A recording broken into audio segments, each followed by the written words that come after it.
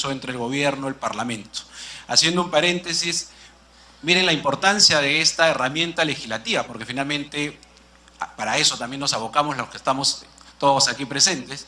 El Perú, y como ustedes han sido testigos, acaba de salir obviamente de una crisis política muy seria. En otras circunstancias, en otros tiempos, probablemente o la ciudadanía estaba en la calle o los militares eran los que tomaban el control. Y lo que ha pasado en el Perú lo que hace es consolidar su sistema democrático. Ha tenido un rol fundamental el Congreso de la República del Perú, y lo cual yo saludo a todas las bancadas de este Congreso que han estado a la altura de una transición absolutamente democrática, consolidando la sucesión republicana que establece nuestra Constitución. Y hoy día uno ve el Perú y parece que realmente no hubiéramos tenido la crisis de la magnitud que hemos tenido. Por lo tanto, quisiera comentarles que frente a esa situación, el nuevo gobierno, ya me he comunicado con el presidente del Consejo de Ministros, que es el jefe de gabinete, para reunirnos y consensuar una agenda. La agenda legislativa, que es diferente, por si acaso, a la agenda que nosotros tenemos en cada sesión de pleno. La agenda del pleno puede tener 6 o 8 temas, pero la agenda legislativa es una agenda que hace que el presidente del Congreso se reúna con los diferentes grupos políticos y con el Ejecutivo, y se busca una agenda de consenso de los 10, 20 temas macro que importa para desarrollar durante ese año. Por ejemplo, la reforma de las instituciones.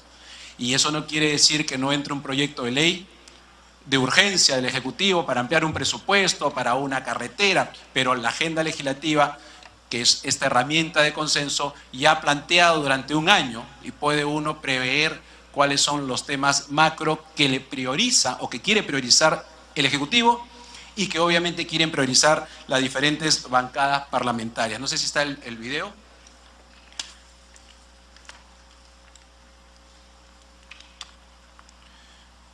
Esta agenda legislativa, como ustedes van a poder ver ahí en la pantalla, lo que tiene es un plazo determinado. El artículo 29 de nuestro reglamento establece que en los primeros días de la legislatura ya se tiene que haber llegado a una propuesta que se lleva al Pleno del Congreso de la República del Perú y se vota.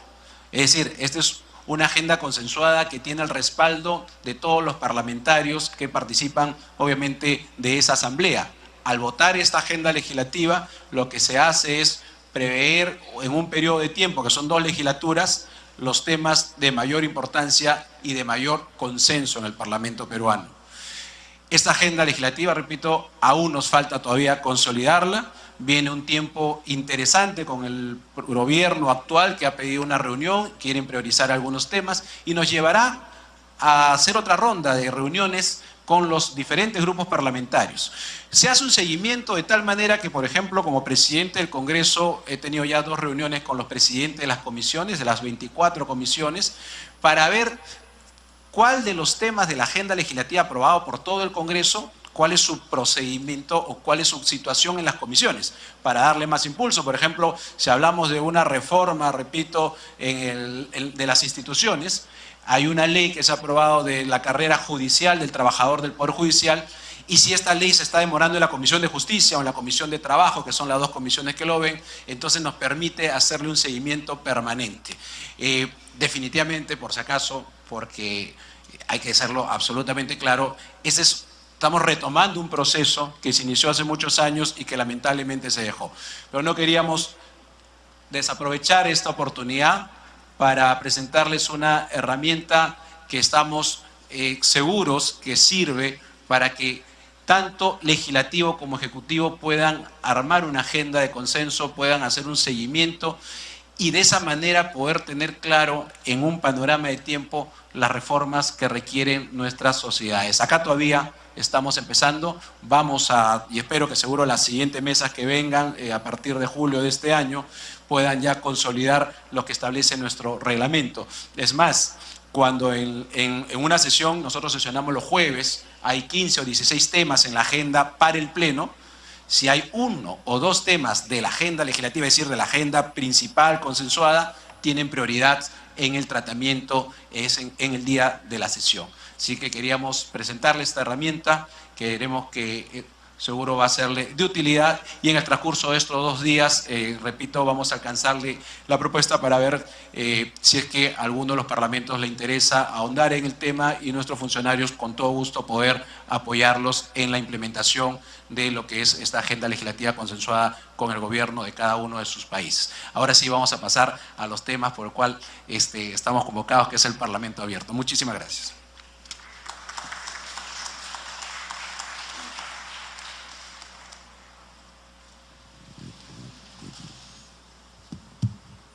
Agradecemos la participación del señor congresista Luis Galarreta Velarde, presidente del Congreso de la República. Nos complace dar la bienvenida al señor Martín Kuttner, decano y secretario ejecutivo de la Academia Internacional contra la Corrupción, quien realizará la conferencia magistral de este encuentro.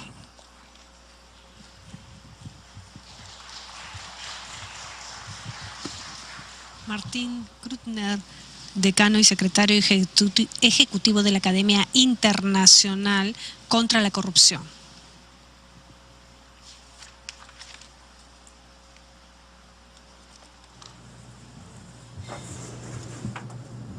Va a brindar una conferencia magistral. Señor presidente, miembros del Parlamento, excelencias, estimados amigos, colegas, en primer lugar debo de disculparme porque no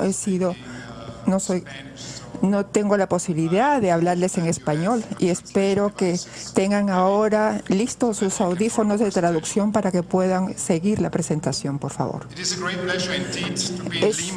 un gran placer estar otra vez en Lima, y también es un honor dirigirme a ustedes en tan distinguida ocasión de la 8ª Cumbre de las Américas. Así que permítanme rendir un homenaje a Parlamenaméricas, al país anfitrión y a todos y todos los que aquí presentes en este prestigioso foro. A lo largo de los años he tenido el privilegio de intervenir en numerosas reuniones internacionales dedicadas a los esfuerzos contra la corrupción en esta región, organizadas en Argentina, Brasil, Chile, México, Panamá y aquí en Perú, y también en los Estados Unidos de América, solo por nombrar algunas.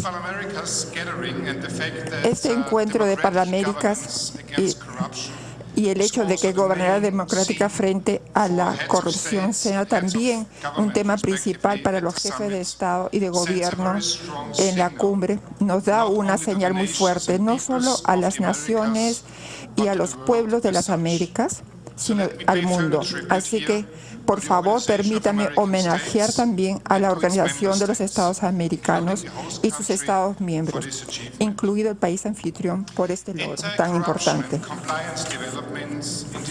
Los desarrollos anticorrupción y de conformidad legal en esta región figuran en los titulares de la prensa mundial casi todos los días. Y como siempre, existen dos caras de la moneda: buenas y malas noticias. Estoy hablando, por un lado, de escándalos multimillonarios como los casos de Petrobras, Car Wash y Odebrecht, y también del caso Lavallato y Odebrecht, y procesos judiciales a niveles más altos de la política y los negocios generando enormes manifestaciones populares, y por otro lado el impulso de las nuevas leyes e instituciones anticorrupción que se dan en muchos países.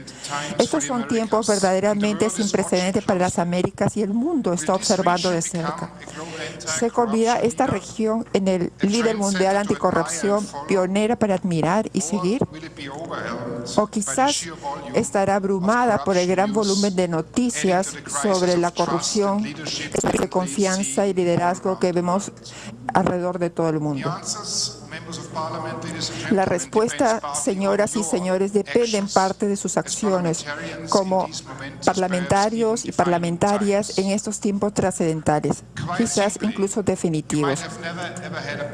Quizás, y lo diré en pocas palabras, es posible que nunca tengan una mejor oportunidad para convertirse en líderes anticorrupción y sherpas del buen gobierno dentro y fuera de sus países. De hecho, lo afirmaría con más fuerza. Como parlamentarias y parlamentarios, como representantes de sus pueblos, de la República, de sus países, tienen el privilegio y la responsabilidad de asumir este rol de liderazgo para ayudar a construir una mayor confianza entre los parlamentos y la ciudadanía, de inspirar a otros a seguirlos y también de contribuir a un mundo mejor para las generaciones actuales y futuras. Esta, sin dudas, es una enorme responsabilidad, pero el momento es ahora, porque corrupción se trata también sobre los servicios públicos, también, y como veremos también en el próximo videoclip.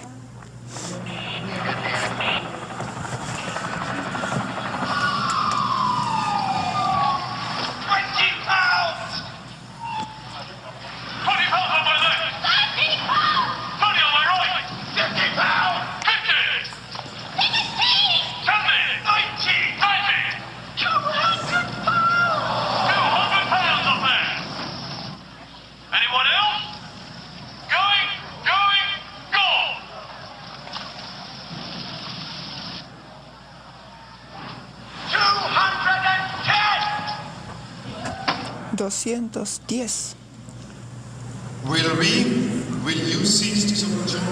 Cuando vemos esta oportunidad y esta responsabilidad, muchos de ustedes, por supuesto, están listos para hacer un trabajo anticorrupción. Y no he venido acá a darles un discurso. Lo que quiero hacer esta mañana es ofrecerles también algunas perspectivas y espero también darles aliento de cómo podemos continuar juntos y colectivamente y luchar contra la corrupción. Damas y caballeros, confío en todos ustedes que estarán de acuerdo en que una lucha fuerte y sostenida contra la corrupción es fundamental para la paz y la justicia en un país, así como para su prosperidad social, económica y política, y también para la prosperidad, para la sociedad y la justicia. Como el Papa Francisco de Argentina dijo, la corrupción de los poderosos termina siendo pagada por los pobres, que debido a la avaricia de los demás se quedan sin lo que necesitan y merecen. Así que claramente hay una gran necesidad de liderazgo en la lucha contra la corrupción. Sin embargo, como acabo de mencionar, existe una crisis mundial de liderazgo y una falta de confianza en las élites de todo el mundo. Y también una falta de confianza a todo nivel, en todos los sectores. Esto está íntimamente relacionado con la creciente crisis del multilateralismo y la cooperación internacional y con las tensiones que se dan entre los principales poderes geopolíticos, el surgimiento de una nueva guerra fría, la posible desintegración de entornos políticos y alianzas anteriormente estables. La creciente división social al interior de las sociedades, el exceso de un lenguaje simplista blanco y negro, la preferencia por superlativos superficiales sobre la sustancia y la difusión de noticias falsas alternativas a expensas de los hechos. Y esta difusión de noticias falsas y alternativas a expensas de los hechos. Y esto también se aplica a lo que es la manipulación de las elecciones.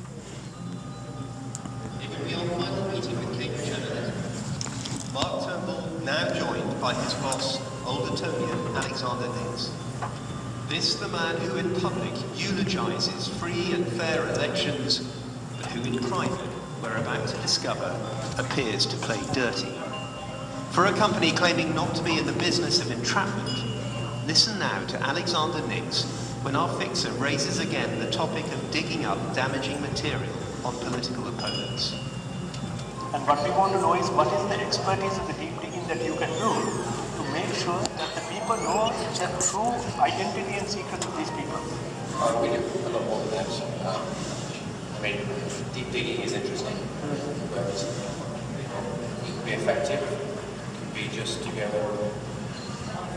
speak to the incumbents and to offer them a deal that's too good to be true.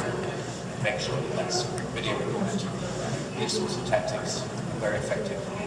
Instantly having video evidence of corruption, putting it on the internet. And the operative you will use for this is who? Well, someone known to us. Okay, so it is somebody, you won't use a Sri Lankan person, no? Because there's issue with this. We'll have a wealthy developer come in, somebody who proposes. I'm a master of disguise. Yes. They will offer a large amount of money to candidates to finance the campaign in exchange for land, for instance. We'll have an operation on cameras, blank out the face of our guy and post it On Facebook or YouTube or something like this. Send some girls around to a candidate's house. We have lots of history. For example, you're saying when you're using the girls to get to the video to the local fellow, and you're using the girls for this like seductive. They're not local girls, not seductive girls. I wouldn't have thought so. That was just an idea. Yes. Makes me very into holidays. Right. You know what I'm saying? Yes. They are very beautiful Ukrainian girls. They are very beautiful. Yes. I find that works very well. Please don't pay too much attention to what I'm saying, because I'm just giving you examples of What can happen? what can be done and what has been done. Yes. It sounds like electoral power by expose. The poster boy of predictive analytics touting a sideline, you might think, in sex workers and stings. Ethics perhaps somewhat expendable, like the truth. I mean, it sounds a dreadful thing to say, but these are things that don't necessarily need to be true, as long as they're believable. Next comes the most illuminating account yet of potential subterfuge. To hide their role from prying eyes, Nick says they can operate in elections under a variety of guises. So often we set up if we are working, then we can set up fake IDs and websites. We can go in students doing research projects attached to the university. We can be tourists. Right. There's so many options. El audio no es bueno. We have lots of experience. And for added secrecy, there's always the option of subcontracting into the world of ex-spies. Yes, we've just used a different organisation, a very, very successful project in a Eastern European country, where they did a really, no one even knew they were there. They just ghosted in, did the work, ghosted out, and produced really, really good material. So we have experience in doing this. How is it done with the payment to these organizations where you're using another We organization? take care of that. We subcontract to them. So we pay you, and then you will... We use some British companies. We use some Israeli companies Israeli people? Israeli? From Israel. from Israel. Right. Very effective in telling. So there you have it. Democracy, data, and dirty tricks. The self-proclaimed digital masterminds who may have swayed an American election, offering to influence others by means covert and corrupt. Lo que estaban viendo aquí también era una operación encubierta, descubierta por unos periodistas en Sri Lanka con unos políticos dirigiéndose también. Tenían un análisis que es se explica por sí mismo lo que ustedes han visto. También un búlgaro politólogo, Iván Krastev, escritor también frecuente del International New York Times, comentó en uno de sus recientes libros, y lo cito: lo que estamos viendo hoy no es una falta de solidaridad, sino más bien es un choque de solidaridades. La solidaridad nacional, ética y religiosa escoge nuestras obligaciones como seres humanos. Como era de esperar, es la lealtad, es decir, la lealtad incondicional a grupos étnicos, religiosos o sociales, la que está en el centro del atractivo, ¿no? Cierro comillas. nuevo populismo. Estas crisis están debilitando nuestra habilidad colectiva para enfrentar serias amenazas globales, no solo la corrupción, sino también la desigualdad económica y social, la polarización, el cambio climático y la migración, solo por nombrar estos. Pero no es un momento para rendirse sin esperanza, para rendirse y escogerse de hombres y decir no hay esperanza, las cosas nunca van a nuestros esfuerzos para combatir la corrupción. Si no lo hacemos, damas y caballeros, las futuras generaciones nos van a juzgar con mucha dureza. Y lo que es más, sí hay unas señales que nos dan esperanza en el horizonte. Hay cambios en la lucha contra la corrupción y también a nivel en las Américas, y los parlamentos están desempeñando un papel importante. Y si hablamos a un nivel global, tenemos también en las Naciones Agenda 2030 para el Desarrollo Sostenible, con una hoja de ruta para un mejor futuro común que fue adoptada de manera unánime por los países miembros de las Naciones Unidas en Nueva York en septiembre del año 2015. Una lucha fuerte y sostenida contra la corrupción es esencial. Con esta agenda ambiciosa, y me gustaría considerar como un nuevo contrato social global, en particular trabajar juntos con AINCO para implementar la Convención de las Naciones Unidas. CNUD es crucial para cumplir con los 17 Objetivos de Desarrollo. Esto incluye 16 con un objetivo que pretende reducir sustancialmente la corrupción y el soborno en todas sus formas. Regionalmente, países miembros de la Organización de Estados Americanos, mis respetos, adoptaron el primer instrumento legal internacional contra la corrupción hace más de 20 años.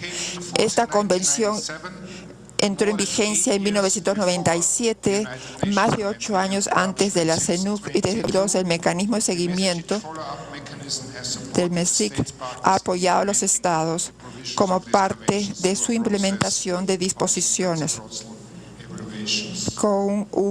dentro de un proceso de evaluación recíproca. La red de Parlamento Abierto de Parlaméricas también está haciendo sus propias contribuciones importantes en la lucha regional contra la corrupción a través de educación y capacitación. El intercambio que existe para legisladoras y legisladores entre muchas actividades también es mucho más efectivo en la ley anticorrupción, que llega como las primeras leyes de esta naturaleza, como la ley de prácticas corruptas en el extranjero de Estados Unidos. Esto se ve favorecido por una cooperación internacional más estrecha que llevan entre los reguladores nacionales y las agencias encargadas de hacer cumplir la ley. En el ámbito nacional, mientras los parlamentos de esta región exigen cada vez más a los gobiernos rendir cuentas sobre cuestiones relacionadas con la corrupción, ejerciendo así tipo de controles y separando esto efectivamente de los poderes. Las legislaturas también se están aprobando y están destinadas a abordar el enorme problema de la corrupción. Recientemente hemos visto en Bolivia, Brasil, Chile, Colombia, México, Perú y más recientemente en Argentina, donde una nueva ley introdujo la responsabilidad penal corporativa por soborno y entró en vigencia hace apenas unas semanas. Esto dependerá de cómo se implementan estas nuevas leyes. Y hemos aprendido claramente en los últimos 20 a 25 años que no podemos abordar la corrupción únicamente a través del derecho penal y la aplicación de la ley. También tenemos que hacer prevención, educación y concientización a un nivel regional e internacional, de cooperación regional e internacional. No obstante, la aprobación de este tipo de legislación es en sí mismo un paso importante en una dirección correcta. Entonces sí, hay señales de progreso y razones para estar realísticamente a la expectativa. Pero como todos ustedes saben, luchar contra la corrupción es sumamente difícil y a menudo muy peligroso. Hemos visto trágicamente en países de este lado del globo o del mundo, también en regiones que son supuestamente menos propensas a la corrupción. En 2 países de Europa, para ser más precisos, Malta y la República Eslovaca, reporteros de investigación han sido brutalmente asesinados el verano pasado. Inevitablemente hay otros reveses en el camino y a veces simplemente se debe mantener la lucha contra la corrupción, que en la agenda misma eso deberá ser al mínimo. ¿Cómo podemos entonces enfrentar el desafío y la responsabilidad del liderazgo anticorrupción? ¿Cómo podemos mantener el impulso que vemos aquí en las Américas para dar esperanza y trabajar juntos por un futuro mejor para todos? Subrayaría aquí 5 prioridades. Ellas son transparencia, independencia, integridad y curiosidad. Por inclusión me refiero a trabajar juntos, exigir responsabilidad compartida en todos los sectores y también todas las partes interesadas para prevenir y combatir la corrupción. La participación de la ciudadanía y la sociedad civil, incluyendo las organizaciones no gubernamentales y comunitarias, es vital de acuerdo con el artículo 13 de la Convención de las Naciones Unidas contra la Corrupción. Últimamente hemos visto en México la creación del nuevo Sistema Nacional Anticorrupción y en muchos otros países de la región. También las empresas tienen un rol importante que desempeñar, como lo han demostrado los recientes desarrollos en las Américas y en otros países. La participación y el compromiso desde lo más alto del mundo corporativo es esencial para hacer frente a la corrupción de una manera más significativa. Esta inclusión también debe aplicarse del género, por lo que es grato ver que esta tarde habrá una sesión sobre el papel de las parlamentarias en la lucha contra la corrupción. Señoras, ustedes van a poder liderar en gran medida el camino a seguir. En segundo lugar, la transparencia es esencial para generar confianza en los sistemas jurídicos y las instituciones políticas, incluyendo los parlamentos, y por lo tanto para mantener y promover el respaldo público a los esfuerzos contra la corrupción y la buena gobernanza. También esto incluye a los planes creados en las sociedades en la región, los planes de acción del Parlamento Abierto creados con la sociedad civil en la región, que serán el foco de la primera sesión de mañana. La independencia también debe ser otra prioridad, y aquí me refiero no solo a los parlamentos frente al Poder Ejecutivo, sino a la independencia de las instituciones anticorrupción en línea con las disposiciones de CNUC. Porque, y aquí quiero ser franco con ustedes, todos estos organismos no pueden realizar sus funciones si los funcionarios están sujetos a presiones injustificadas, constantes interferencias y persistentes amenazas de despido o de represalias. Esto sucede con mucha frecuencia y esto afecta seriamente la credibilidad de los compromisos anticorrupción de un país. Cuarto, es integridad. Mencioné antes que como parlamentarias y parlamentarios tienen ustedes una responsabilidad de desempeñar un rol para la buena gobernanza. De hecho, se encuentra en el corazón mismo de su responsabilidad en la consecución del bien común. La res pública significa también que tienen ustedes una obligación de ser consecuentes y acatar los valores y los estándares que defendemos. El señor Thorbjørn Jagland, secretario general del Consejo Europeo, se dirigió a su asamblea parlamentaria en el año 2013, exhortando, diciendo él, la corrupción es hoy la mayor amenaza para la democracia y socava la confianza de la ciudadanía en el Estado de Derecho. Desafortunadamente, demasiados parlamentos en Europa tienen inmunidades que los hacen atractivos a personas poderosas, particularmente aquellas que están en el mundo de los negocios, para buscar un escaño en el Parlamento y esconderse allí. Apelos a todos ustedes, como Asamblea Autónoma, a levantarse y combatir este mal en nuestras democracias, porque de lo contrario corremos el riesgo de perder más confianza. Cierro comillas. Es aquí, en una línea similar, hago también un llamado a todas y todos ustedes aquí en las Américas para que sigan este consejo y promuevan sus roles anticorrupción y de conformidad leal, mostrando integridad personal e inspirando también roles inspiradores para sus ciudadanos. Como dijo una vez el filósofo chino Confucio, la fuerza de una nación se deriva o viene de la integridad del hogar. La prioridad final es la curiosidad. Me refiero a desafiar constantemente su propio pensamiento anticorrupción y el de los demás.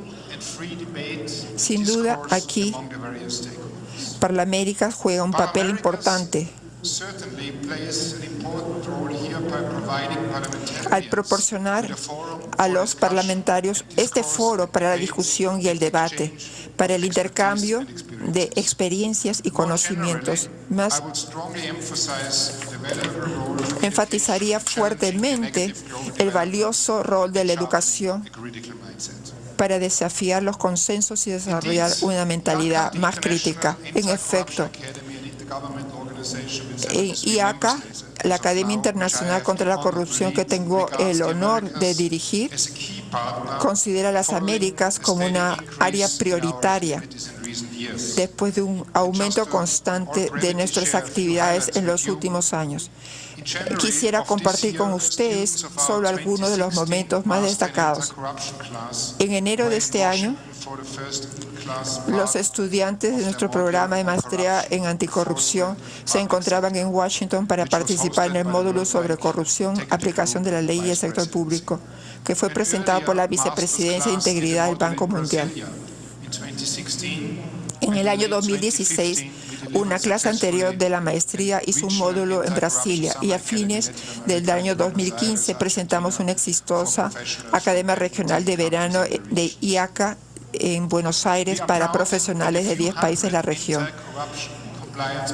También hemos preparado valiosas capacitaciones especialmente para todos, especialmente de Centro y Sur de América. Hemos tenido alumnos de 23 Estados miembros de la OEA y de aproximadamente 150 países en total, que forman una fuerte alianza para prevenir esta corrupción. Así que, en las palabras de un participante de origen mexicano de nuestra Academia Regional de Verano, cito comillas, esta fue una de las mejores experiencias profesionales de mi vida y me abrió las puertas a una vasta red de profesores, académicos y profesionales de talla mundial. Estoy lleno de admiración por la energía y la dedicación de los estudiantes y participantes en nuestras capacitaciones y actividades, y por su deseo de actuar como multiplicadores en nuestra lucha común contra la corrupción. Y aquí me permito citarles al brasilero Paulo Freire. La educación no transforma al mundo, la educación cambia a las personas cambian al mundo. Como Masala dijo con ocasión de la cumbre, la educación es esperanza, educación es paz. Cierro comillas. Damas y caballeros, como muchos de ustedes, también he estado involucrado en la lucha contra la corrupción de hace bastante tiempo. Empecé hace 25 años y he aprendido que nunca se debe ser tan optimista. La corrupción es tan antigua como la misma humanidad. Y luchar contra ella continuará mucho después que nosotros ya nos hayamos jubilado y nos hayamos ido. Pero demasiado pesimismo tampoco es ayuda. Cuando nos levantamos cada mañana, tenemos que tener esperanza de que la situación puede mejorar y que los líderes anticorrupción también van a contribuir a activar y a mejorar las cosas. El presidente Theodore Roosevelt, en una de sus citas más famosas, nos dijo: no es el crítico quien cuenta, no es el hombre que señala cómo tropieza el hombre fuerte o donde el hacedor de obras podría haberlo hecho mejor. Es el que nuevamente y sin error, quien se queda corto una y otra vez porque no hay esfuerzo sin error, y quien conoce grandes entusiasmos con grandes devociones, quien está en una causa digna, quien en el mejor de los casos sabe sobre el triunfo de los grandes logros, y si falla, menos falla mientras se atreve, de modo que su lugar nunca estará con esas almas frías y tímidas que no conocen la victoria ni la derrota. Esto es lo que hacen los líderes. Aceptan